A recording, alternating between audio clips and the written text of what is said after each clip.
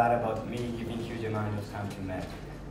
You know, when I got involved in this field, I was doing nothing but learning tricks. I wasn't doing my homework, my grades were not so high, and everyone told me that magic as a hobby was fine, but still, studying was number one. And my mother is standing right there. She may remember all this, but hey, still thank you, Mom, for all the support and the money to buy those cards. Also, happy birthday, Mom. Love you.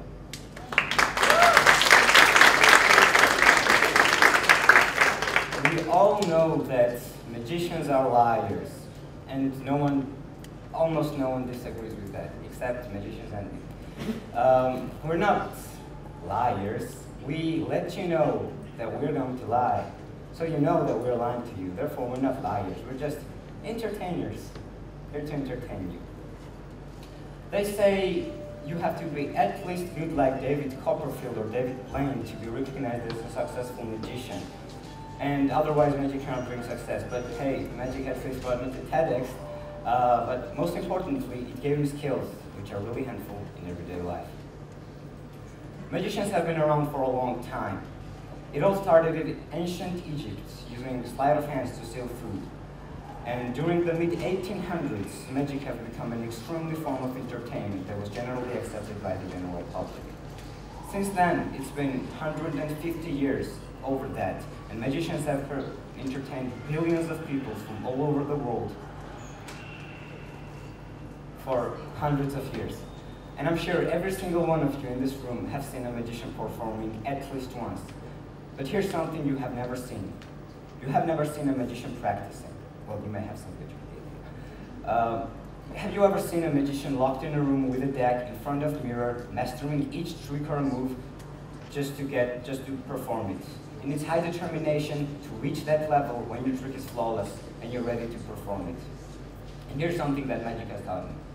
Magic has taught me to practice. I mean, to really practice.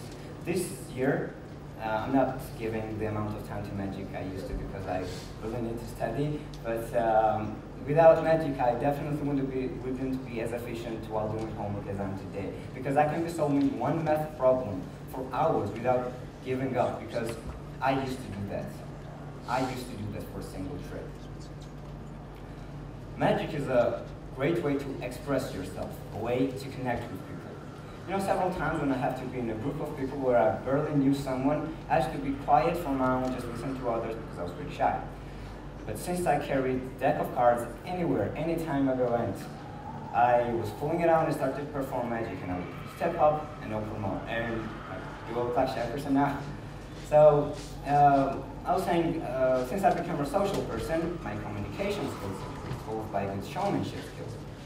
So I decided that I was ready to perform magic on stage. So I did. I often perform on stage, and it's funny how 3.5 years ago, I performed my very first magic show on this stage, and I'm thankful to the school.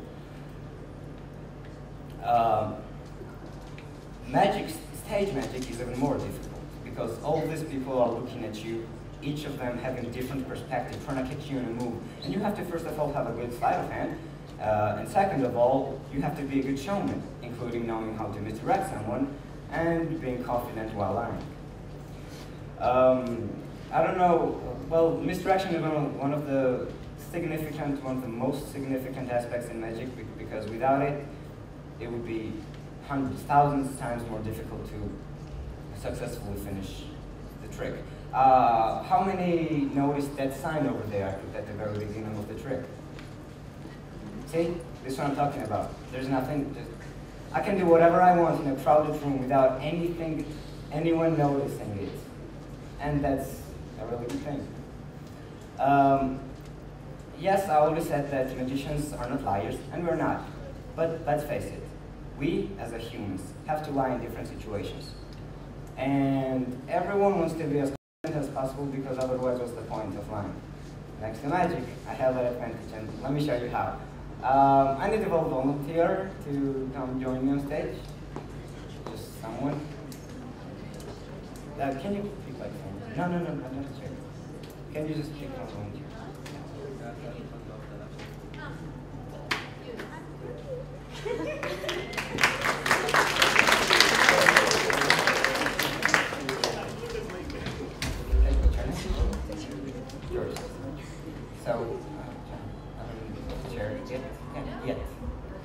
So I have a deck of cards. I have a deck of cards. It's an ordinary, normal deck of cards, nothing special with it. But obviously you don't trust me. So I'm not going to use the whole deck. I'm just going to use 2 cards for that. Okay, first card we're going to use is the Queen of Hearts. Can you confirm that it's actually the Queen of Hearts? Can you hold your hand like this, please? Hold it, the card. So make sure that it is actually Queen of Hearts, just to make sure, I don't know. It is actually Queen of Hearts, right? Next card I'm going to flip is the Queen of Diamonds. Never mind the queens. Just remember, you have hearts and I have diamonds. Remember that carefully. The goal of the trick is that I'm going to change that 2 cards so fast that your eyes and brains can't notice. Okay, let me do it in slow motion first. I'm going to do that motion so fast, so extremely fast, that you can't notice. Now you have diamonds and I have hearts. Remember that you have diamonds and I have hearts. Now, grab this diamond so tight, so extremely tight. Yes, so extremely tight that I can change it because I'm going to do it that fast, so it is impossible to change. Okay, 1, 2, 3. Do not flip the card yet. Just answer me on 1, not 2 questions. Did I change the cards? Don't. Yes. Okay. Well, if I did change the cards, what is the top card? Is it hearts or is it diamonds? Diamonds, you sure? Agreed? Diamonds. If the top card is hearts, you'll be impressive, right? So impressive. Okay, now flip the both cards and let the audience know. Also take a look at it. Both cards. Wow.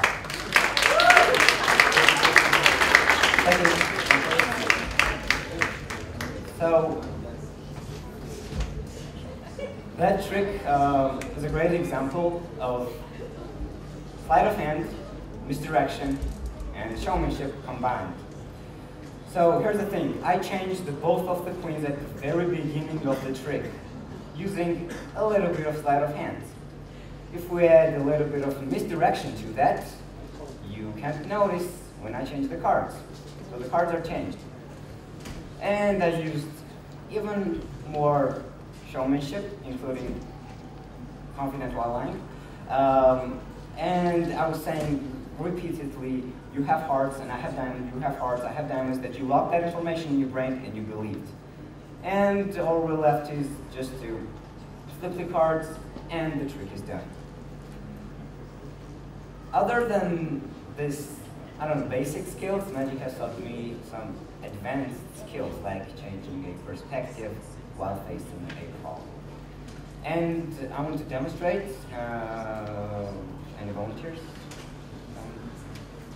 Like,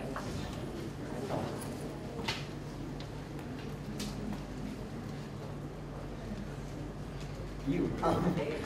Okay. Never mind, it doesn't matter. So please take a seat. And we're going to play a quick game. The game we all have played and we all will play. It is called, you have to guess which hand is the tissue. Just a simple game, nothing special. Just a regular tissue and an empty hand. I'm just going to roll it up and you just have to guess which hand is the tissue. Okay? You ready? Okay. I want you to answer me. Which hand is the tissue? It's in there. Is this sure? No, it's in the other one. I told you. All right. See? Okay, we're going to do it one more time. I want you to win. I'm not going to hide in my back. Okay. 1, 2, 3. Which hand is the tissue? It's in the other one. Still, stick to your gut. That's a good thing, but no. No. I'm not lying. Okay, so this one determines the winner. So watch carefully. 1, 2, 3. Which hand is the tissue? You just have to guess. Just. You sure? Sure? Really? Just concentrate on my hands and just tell me which hand is the tissue. This one? Sure? Now watch. It is gone. I know what? This is the most amazing thing you've ever seen. Many years of practice, obviously. We're going to do it one more time so you can catch it up a bit. It's gone. Okay, one more time and you'll get it. Just one more time. Watch carefully. And you're going to get it. Watch carefully.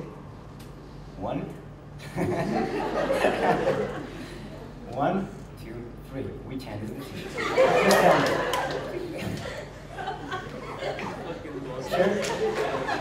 Sure. Last time to change your mind. You saw that one, didn't you? You saw that one. Okay. So, last time to change your mind? It is gone. Don't laugh. You would have fell for it too. So, okay, I could explain that you can just join us. If you can look at your back. All I was doing, I was just throwing at your back. So, this is all I was doing. Thank you. Take a seat. Take a seat.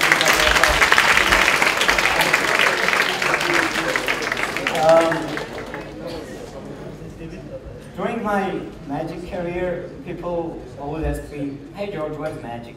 And I used to have this big poetic answer that no one understood, until recently, when I came up with a much simpler explanation. What is magic? Magic is just a problem that you cannot solve. That's what it is. Take the last book as an example. What was the problem in his case? Where did the tissue go? This guy's bloody amazing. Yeah, I read mine. He could not solve the problem. However, every single one of you in this room could. Why? Because of the perspective. We all had different perspectives. And this is the aspect that I'm extremely thankful to magic, because whenever I encountered a problem in my life, I would just ask another problem to take a look at it and have different perspective, and so on. And you should do too. If you ever face a problem in your life, and if you're going to look at it from one point over and again, nothing is going to change. You need a fresh and new perspective to have new ideas, therefore solve the problem. And I believe that magic and life are somehow linked to each other, and magic is way more than just tricks. If magic was a branch of art, it would definitely be surrealism, because it makes no sense. You don't know what is happening, you don't know why it is happening or how it is happening, but you're still enjoying it. Just like Salvador Dali said, surrealism and magic is destructive, but it destroys only what it considers to be shackles to our vision. All I know, magic without entertainment is nothing, and it wouldn't exist, because I started it to have fun, because no one starts magic to, it will help me to do my homework better. No, everyone starts magic to have fun. And at the end, I'm going to leave you with a statement and a quote that I just fetched up to go. For a magician, stage is an extremely secret place. You don't go on a stage just to inform. You go on a stage to influence and inspire. And here's the quote I'm going to leave you with. I believe that stage is just like life. In other words, stage is life. And before you go on the stage, every single morning, make sure you're prepared, make sure you're ready to put your best performance with it. Thank you.